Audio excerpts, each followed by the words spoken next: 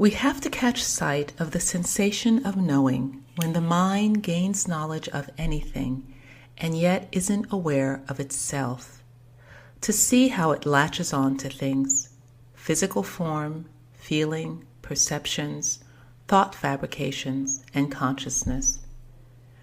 We have to probe on in and look on our own. We can't use the teachings we've memorized to catch sight of these things.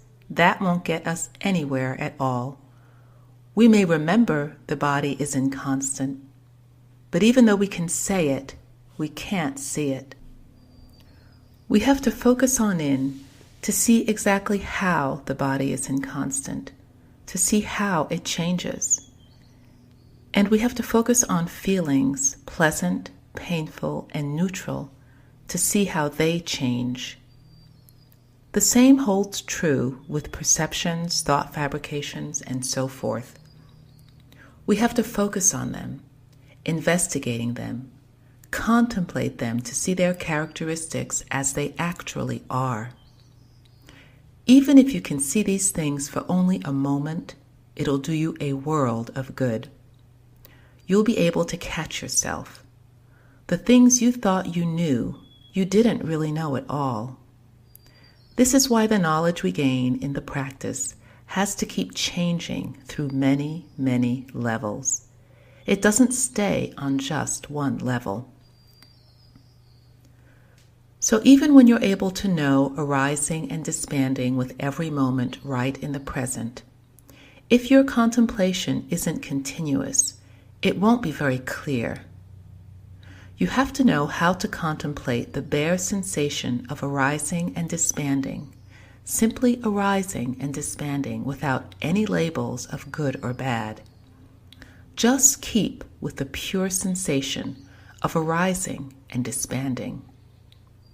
When you do this, other things will come to intrude. But no matter how they intrude, it's still a matter of arising and disbanding, so you can keep your stance with arising and disbanding in this way. If you start labeling things, it gets confusing.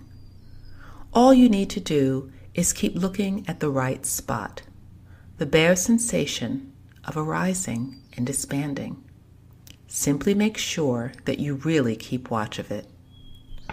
Whether there's awareness of sights, sounds, smells, tastes, or tactile sensations, just stay with the sensation of arising and disbanding.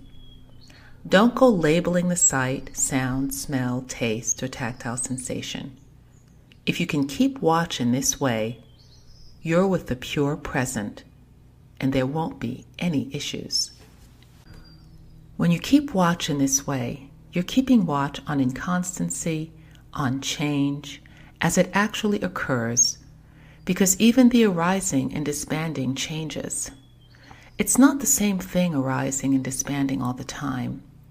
First, this sort of sensation arises and disbands. Then, that sort arises and disbands. If you keep watch on bare arising and disbanding like this, you're sure to arrive at insight.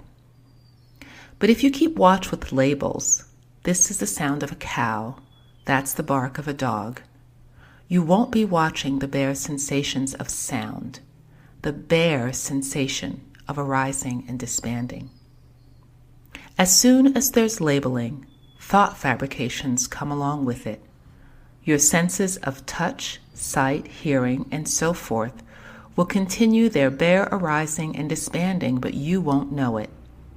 Instead, you'll label everything, sights, sounds, etc., and then there will be attachments, feelings of pleasure and displeasure, and you won't know the truth. The truth keeps going along on its own. Sensations keep arising and then disbanding. If we focus right here at the consciousness of the bare sensation of sights, sounds, smells, tastes, and tactile sensations, we'll be able to gain insight quickly. If we know how to observe things in this way, we'll be able to see easily when the mind is provoked by passion or greed, and even more easily when it's provoked by anger. As for delusion, That's something more subtle, something you have to take a great interest in and investigate carefully. You'll come to see all sorts of hidden things, how the mind is covered with many, many layers of film. It's really fascinating. But then that's what insight meditation is for, to open your eyes so that you can know and see, so that you can destroy your delusion and ignorance.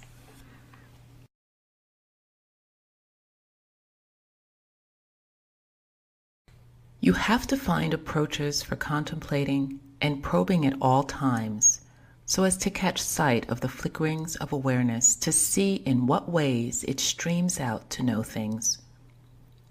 Be careful to catch sight of it, both when its knowing is right and when it's wrong. Don't mix things up, taking wrong knowledge for right or right knowledge for wrong. This is something extremely important for the practice, this question of right and wrong knowing, for these things can play tricks on you. When you gain any new insights, don't go getting excited. You can't let yourself get excited by them at all, because it doesn't take long for your insight to change right now before your very eyes. It's not going to change at some other time or place. It's changing right now. You have to know how to observe, how to acquaint yourself with the deceits of knowledge. Even when it's correct knowledge, you can't latch onto it. Even though we may have standards for judging what sort of knowledge is correct in the course of our practice, don't go latching on to correct knowledge, because correct knowledge is inconstant. It changes. It can turn into false knowledge or into knowledge that is even more correct. You have to contemplate things very carefully, very, very carefully, so that you won't fall for your knowledge thinking, I've gained right insight. I know better than other people. So that you won't start assuming yourself to be special. The moment you assume yourself, your knowledge immediately turns wrong. Even if you don't let things show outwardly, the mere mental event in which the mind labels itself is a form of wrong knowing that obscures the mind from itself in an insidious way. This is why meditators who tend not to contemplate things, who don't catch sight of the deceits of every form of knowledge, right and wrong, good and bad, tend to get bogged down in their knowledge. The knowledge that deceives them into thinking, what I know is right, gives rise to strong pride and conceit within them, without their even realizing it. This is because the defilements are always getting into the act without our realizing it. They're insidious, and in their insidious way, they keep getting into the act as a matter of course, for the defilements and mental effluence are still there in our character. Our practice is basically a probing deep inside, from the outer levels of the mind to the inner ones. This is an approach that requires a great deal of subtlety and precision. The mind has to use its own mindfulness and discernment to dig everything out of itself, leaving just the mind in and of itself, the body in and of itself, and then keep watch of them. The basic challenge in the practice is this one point and nothing else. This problem of how to look inward so that you see clear through. If the mind hasn't been trained to look inward, it tends to look outward, simply waiting to receive its objects from outside, and all it gets is the confusion of its sensations going in and out, in and out. And even though this confusion is one aspect of change and inconstancy, we don't see it that way. Instead, we see it as issues, good and bad, pertaining to the self. When this is the case, we're back right where we started, not knowing what's what. This is why the mind's sensations, when it isn't acquainted with itself, are so secretive and hard to perceive. If you want to find out about them by reading a lot of books, you end up piling more defilements onto the mind, making it even more thickly covered than before. So when you turn to look inward, you shouldn't use concepts and labels to do your looking for you.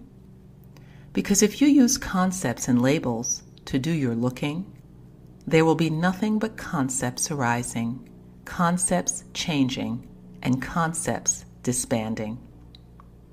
Everything will get all concocted into thoughts, and then how will you be able to watch in utter silence? The more you take what you've learned from books to look inside yourself, the less you'll see. So whatever you've learned, when you come to the practice, you have to put all the labels and concepts you've gained from your learning to one side.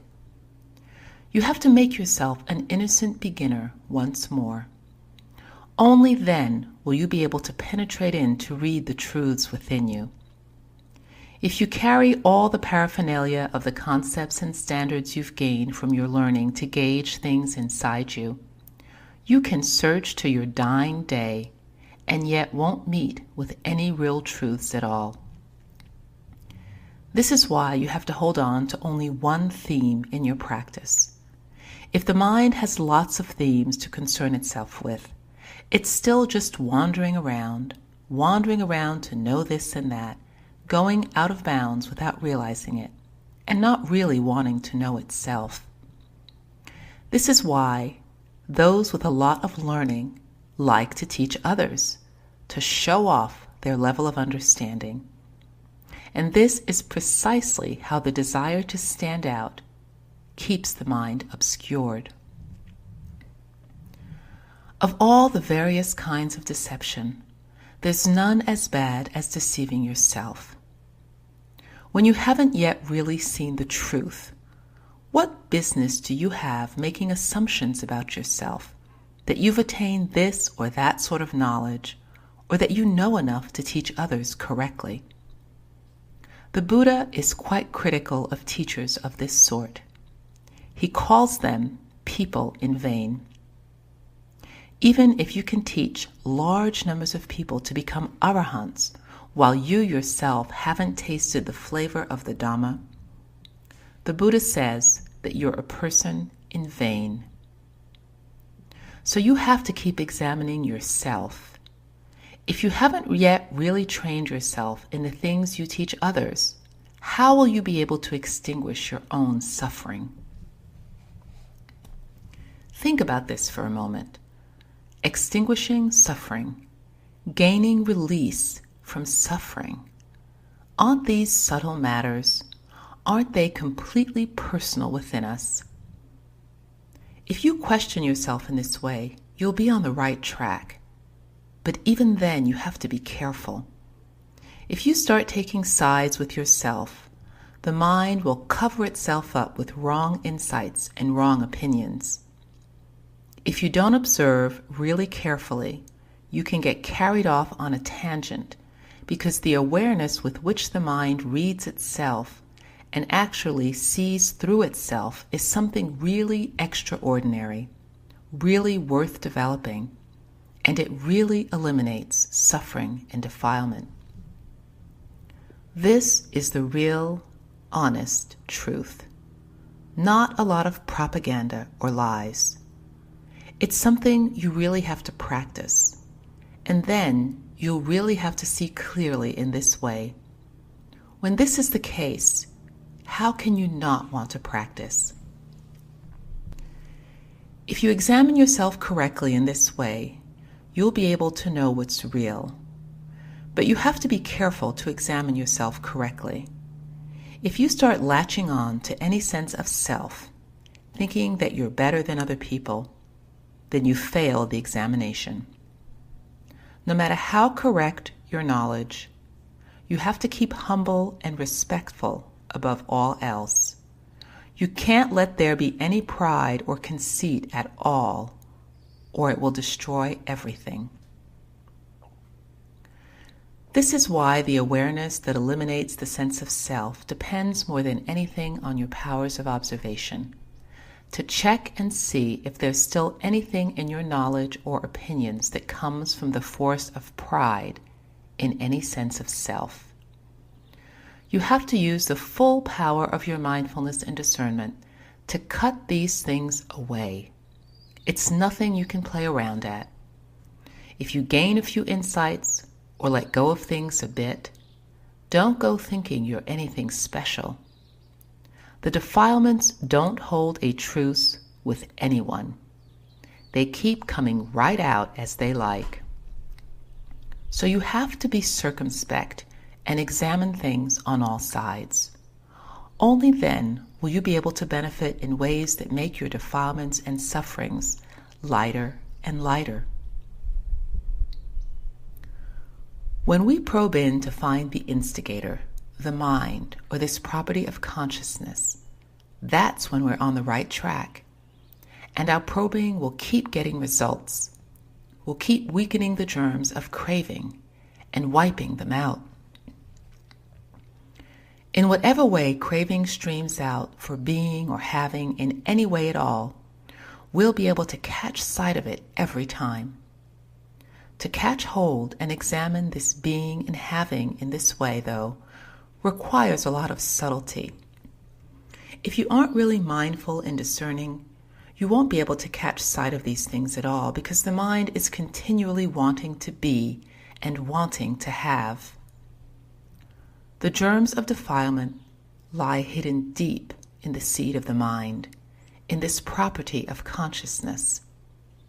Simply to be aware of them skillfully is no mean feat. So we shouldn't even think of trying to wipe them out with our mere opinions.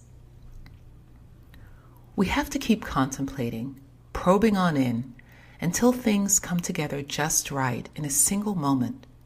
And then it's like reaching the basic level of knowing that exists on its own, with no willing or intention at all. This is something that requires careful observation, the difference between willed and unwilled knowing. Sometimes there's the intention to look and be aware within, but there come times when there's no intention to look within, and yet knowledge arises on its own. If you don't yet know, look at the intention to look inward. What is it like? What is it looking for? What does it see? This is a basic approach you have to hold to.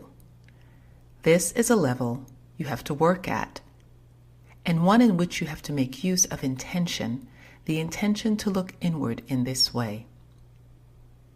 But once you reach the basic level of knowing, then as soon as you happen to focus down and look within, the knowledge will occur right on its own.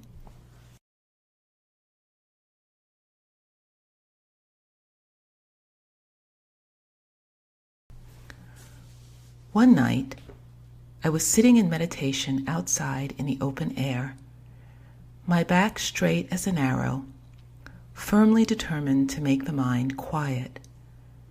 But even after a long time, it wouldn't settle down. So I thought, I've been working at this for many days now, and yet my mind won't settle down at all.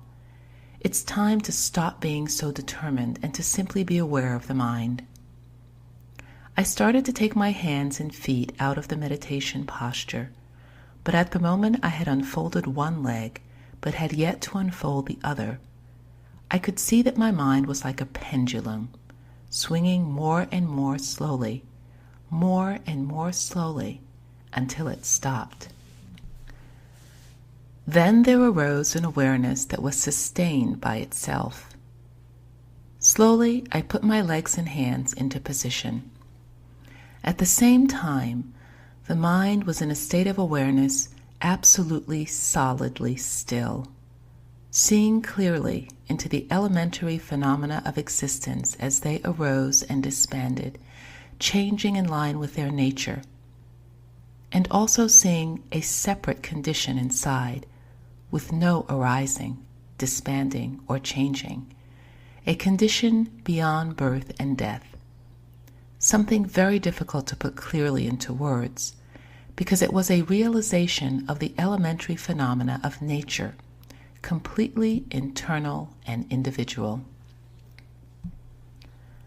After a while, I slowly got up and lay down to rest. This state of mind remained there as a stillness that sustained itself deep down inside. Eventually, the mind came out of this state and gradually returned to normal. From this, I was able to observe how practice consisting of nothing but fierce desire simply upsets the mind and keeps it from being still. But when one's awareness of the mind is just right, an inner awareness will arise naturally of its own accord.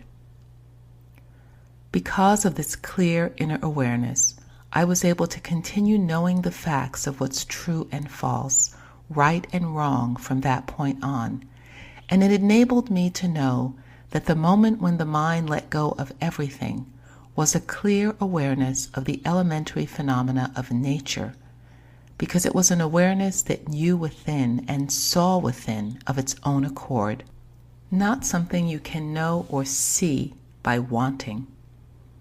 For this reason, the Buddha's teaching, Sabbe Dhamma Anatta, all phenomena are not self, tells us not to latch on to any of the phenomena of nature, whether conditioned or unconditioned. From that point on, I was able to understand things and let go of attachments, step by step.